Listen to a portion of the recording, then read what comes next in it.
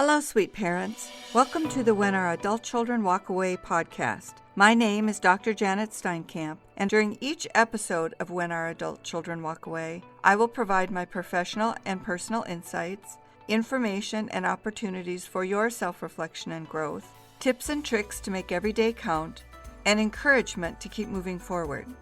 I'm here to help you dig deep and get down to the root causes so that you can find your way out of the darkness to a positive and lasting relationship. Grab your notebook and a pen, settle into your favorite chair, and let's get to it. In this episode, we are going to talk about memory. Memory, the recall of events, feelings, observations, knowledge. All of our memory is stored in our brain and organized, categorized. And we can dig into those categories and bring back to the present what we've stored. So that's a really crude general explanation of memory. In particular, today we are talking about reproductive memory, which is what we remember from the original event or feeling or experience, and reconstructive memory, which is the revision or retelling of events based on our interpretation and relationships to story changes. Maybe we learn something more about the event. We hear somebody else's perspective of the event, and we integrate that in what we remember. My brother's famous for this. He's 4 years older than me. So when we were little, I have memories of sort of general experiences. When I begin to tell a story from my limited memory, he will interject with his perspective and details. Now, moving forward, my memory includes those things. I can separate them out, but I have now new information, and so new context for the memory. Memory in estrangement is important because so often our adult children come to us with stories or past experiences, generally their memories, and they're different. They're different than one, they used to say they were, and two, what we remember. Very different. And often what we hear from people is that these memories now contain trauma, abuse, neglect, emotions that are different, fear, threat. So let's go over reproductive memory in general. The characteristics are that reproductive memory is usually pretty consistent. There are a lot of details. The details stay the same, and it's precise. We tell the same story over and over, so it's fairly reliable and pretty true to the event in general. However, the memory that is originally created, the original memory, is stored in our brains in context of what was going on around us, our maturity, our emotional feelings. Were we tired that day? Were we mad at our parents? Were we worried about, what comes to mind for me is worried about the draft. I was talking with a parent, and she was talking about her experience with her mom and dad and how she felt that she was not necessarily a valued and welcomed child in that family. So we talked through what was going on around her at the time and for her parents. What were her parents' ages? What did she think was their emotional intelligence at the time, their maturity? And then social context, what was going on in the world? And she said, it was so clear. It was such a defining moment. She said, for my parents, their biggest worry was keeping my dad out of the draft to Vietnam. Now, that is over the years of remembering the context and the family and her experiences with her parents, it fades into the background as one of the pieces of information and context. However, if you extract that and you look at it and think, wow, they were worried about him being drafted into the Vietnam War. Go back to that time in history. Our country was in turmoil. There were all kinds of active protests and It was the first time in our country's history that the war was not popular, that the government was seen as wrong in the face of war. If that is true for her parents, and I have no reason to think that's not accurate, that's important. Was it that she wasn't wanted, or was it that her priority in that family was not what would be typical for a child being born? It would not have been the same as the experience of her older siblings. That would color all of her memory, all of her experiences growing up. If you look at intergenerational trauma, it would change how her parents parented. I think that's important. Doesn't mean it was okay or wrong. Doesn't mean anything in judgment. It simply means it impacted and changed that family's experience with a new child coming into the family. Okay, back to reproductive memory. Usually when we retell stories from years ago, they're pretty verbatim. And we know that because when we hear somebody retell a story, we roll our eyes, right? Oh my gosh, here we go again. I've heard that story a million times. Every time the family gets together, we hear that story. My husband and his brothers are famous for this.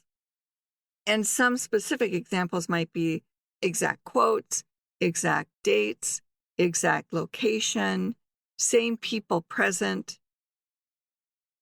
And then we have reconstructive memory. So reconstructive memory is when those same memories come into context, come into our current thinking to be shared.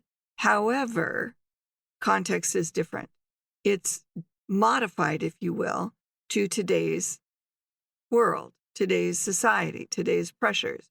Now, let's look at reconstructive memory. So reconstructive memory involves the process of remembering things and piecing them together from various sources, and they're influenced now by new information, different values, different expectations, and different contexts, social context. If we consider that words or concepts like trauma, abuse, PTSD, boundaries, mental health, and physical wellness, those elements of what we talk about and are present in our culture today were not then. And if they were, they had a very different definition and role in our lives. So now we bring those into our old stories, and all of a sudden, we're looking through a different lens. Easiest example is spanking. When I was growing up, spanking was it. The parents at that time did not consider spanking to be abusive. Today, if you spanked your child at a city park with people all around, eyebrows would be raised and there would be questions about your safety to that child. Different context, same action. That, in a nutshell, is what's happening when our adult children look back to their childhood and redefine, reassess, and bring into their thinking a modernized memory. And to complicate all of this, it's more popular. It's popular right now to have had some trauma in your life. In fact, I heard my daughter say the other day, remember, Brianna is 33, left us for a few years. She is back now. We've been on this estrangement journey for 11 years. I heard her say the other day, who doesn't have trauma? And I thought, boy, that's a big change from the way it used to be. When I was going through my professional training in the early 80s, trauma was a highly intense and clearly defined event or experience, and predominantly physical. We know now that trauma can be emotional, psychological, mental, physical. And we know now that we can be traumatized by watching someone else's experience, hearing someone else abused, verbally, seeing it physically. There's a secondary kind of trauma as well. My brother was spanked actually pretty regularly. And I think I really caught it from my dad one time.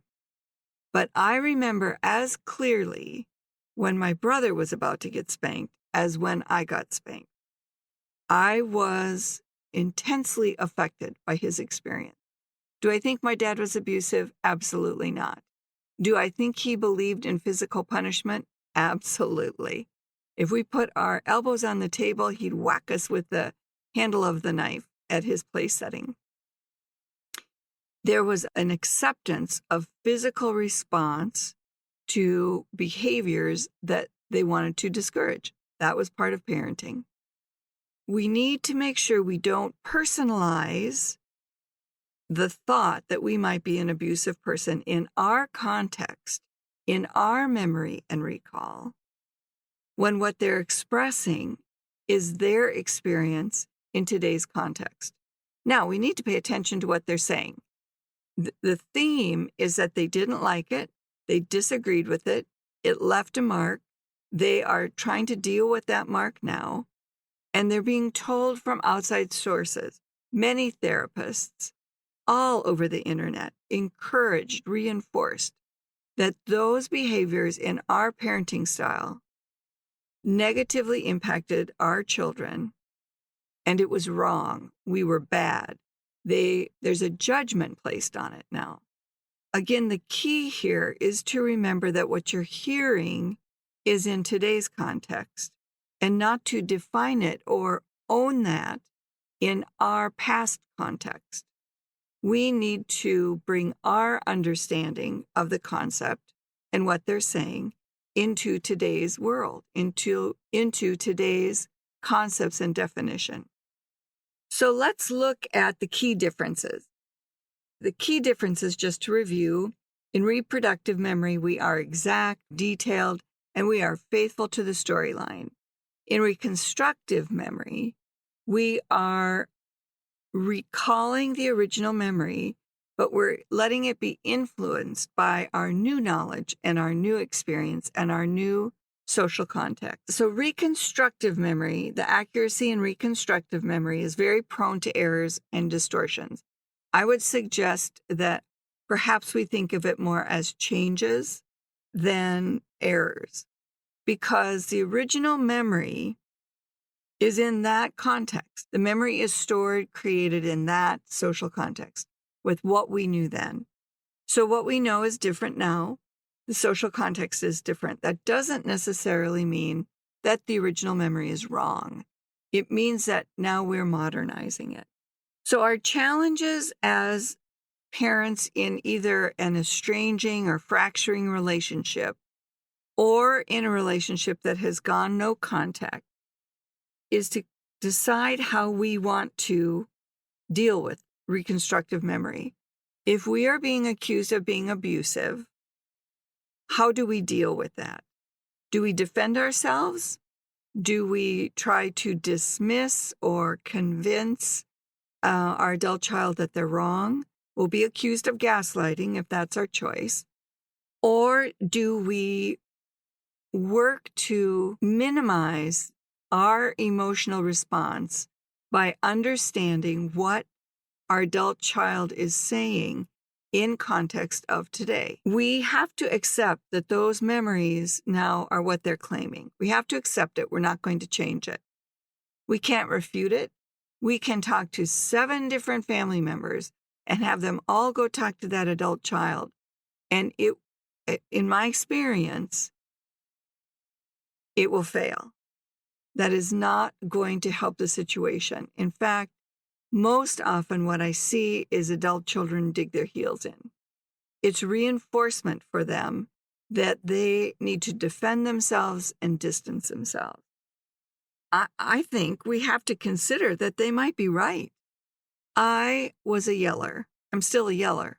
When I get mad, when I feel like I've repeated myself a dozen times and nobody's listening, I yell. I'm not proud of it.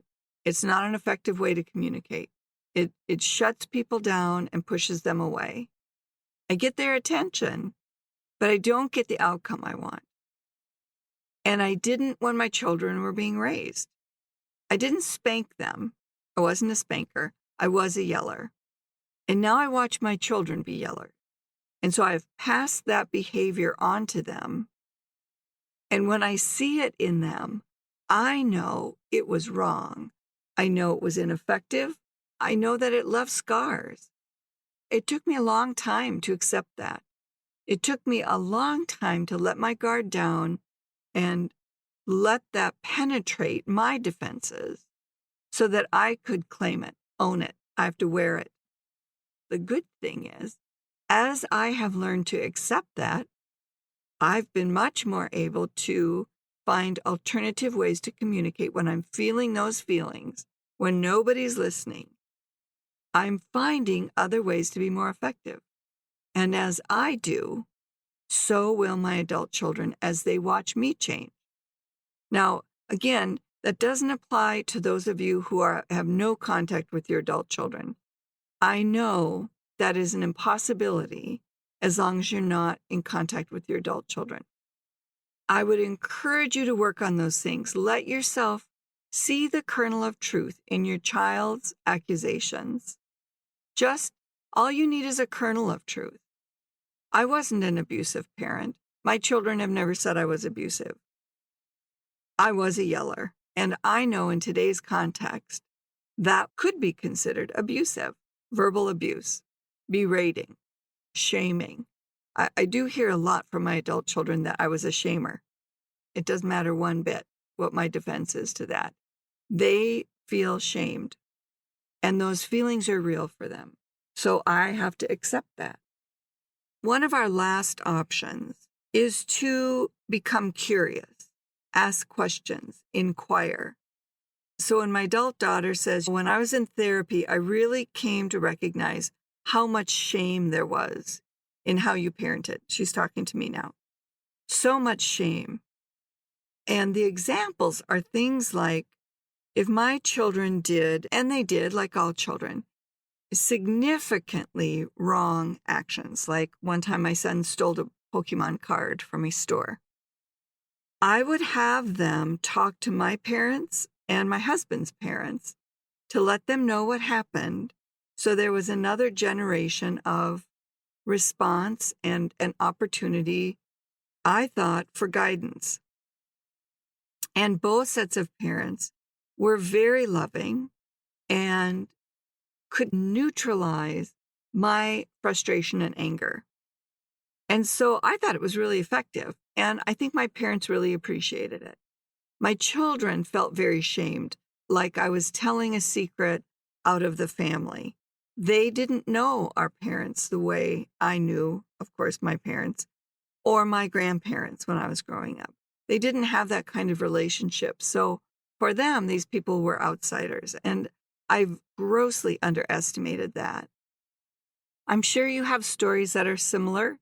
If you think back to when you raised your children and how you interacted and the people around, how you included or excluded other people, maybe how you disciplined, how you guided and worked to change behavior or teach behaviors, values, beliefs, all of the aspects that parents are responsible for when their children are younger.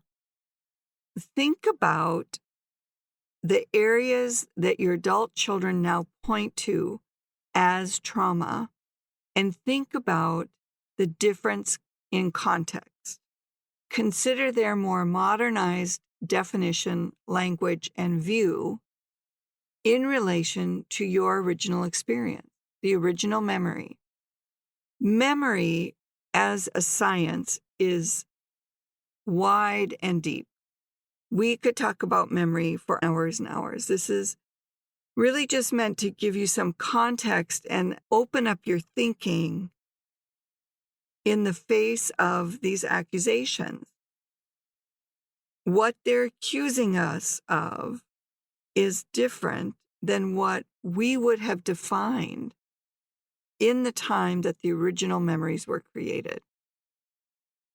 Maybe neutralize some of your emotion and the fear and shame of these accusations. Suddenly, you're an abuser. You had a perfect family. You raised this family in love, and your children didn't want for anything. Maybe I hear that all the time. and now all of a sudden their life was terrible. How can that be? This is one way to look at it. So I hope this is helpful, and we will talk about memory in greater detail in upcoming podcasts. And if you have questions specific to your situation, please jump over to the When Our Adult Children Walk Away website, send me a comment, or you can email me directly at janet@JESTEINK.com. I look forward to hearing from you, and I encourage you to keep listening to these podcasts, working on your experience, learning about yourself, and learning more about your relationship from your adult child's perspective. The more we get to understand and know their context and how we showed up in their story, the more powerfully we will be able to prepare for opportunities to reconnect.